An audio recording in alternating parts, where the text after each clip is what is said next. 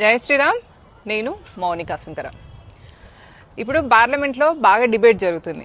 వందే మాతరం రాసి ఇప్పటికీ 150 సంవత్సరాలైంది.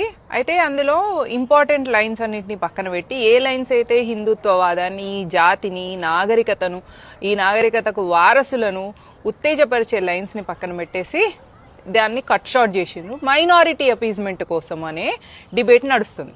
అయితే ఈ డిబేట్లో మనం కొన్ని పాయింట్స్, కొన్ని క్వశ్చన్స్ మనం ఆలోచించాలి. మొదటిది, ఇప్పుడు 150th ఇయర్ అవుతుంది. అంటే 1875లో ఇది రాసిండ్రు వందే మాత్రం బంకిం చంద్ర చటర్జీ గారు. మరి 100th ఇయర్ ఎప్పుడు జరిగింది? 100th ఇయర్ జరిగినప్పుడు ఇందిరమ్మ రాజ్యం నడుస్తుంది.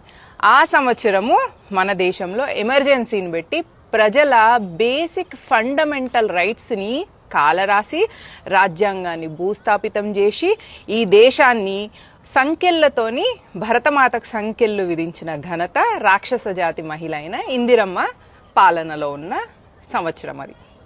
1975 100th year of Vande Mataram. ఇప్పుడు జరుగుతుంది 150th ఇయర్. అసలు ఆ గీతంలో ఉన్న అంత గొప్ప గొప్ప పదాలను త్వం హి దుర్గా దశ ప్రహరణ దారిని కమలాం కమలదళ విహారిని వాణి విద్యాదాయిని నమామి త్వాం నమామి కమలాం అమలాం అతులాం సుజలాం సుఫలాం మాతరం వందే మాతరం. నువ్వు దుర్గాదేవివి. రాక్షస సంహారం చేసి దుష్టులను శిక్షించి శిష్టులను రక్షించిన దుర్గాదేవివి. నువ్వు జ్ఞానప్రదాయిని సరస్వతివి. నువ్వు సంపదనిచ్చే లక్ష్మివి.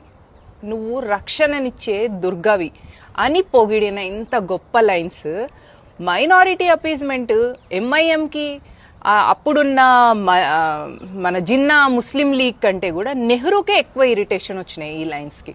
అందుకనే నెహ్రూ వాటిని కట్ షార్ట్ చేసింది 1937లో. సో మరి ఇంత కట్ షార్ట్ చేసిన తర్వాత 1947లో పార్టీషన్ అవ్వద్దు కదా. మరి అపీజ్మెంట్ చేసినా, మీరు ఎన్ని కట్ షార్ట్ చేసినా, ఎంత మైనారిటీ అపీజ్మెంట్ చేసినా ఆ జాతి లక్షణం అట్లనే ఉంటుంది. వీళ్ళు చేసిన మైనారిటీ అపీజ్మెంట్ని చూసి ముస్లింలకు ఒక థాట్ వచ్చింది. ఏంటంటే వీళ్ళకు బేసిక్గా వీళ్ళ సంస్కృతి పట్ల, వీళ్ళ నాగరికత పట్ల వీళ్ళకి ఎట్లాంటి అభిమానం లేదు. ఇట్లాంటి వాళ్ళు వేస్ట్, వీళ్ళకో దేశం, అందుకే దేశాన్ని ముక్కలు చేద్దామని 1947లో ముస్లిం లీగ్ భారతదేశాన్ని ముక్కలు చేసి ఒక ముక్కను గద్దెత్తుకపోయినట్టు ఎత్తుకపోయింది. దానికి కారణం ఓట్ చోరీ చేసిన కాంగ్రెస్, నెహ్రూ. ఆ ఓట్ చోరీ చేసి సరే పోనీలే ఒక చిన్నపిల్లాడు అని చెప్పేసి పటేల్ వదిలిపెడితే ఆ చిన్నపిల్ల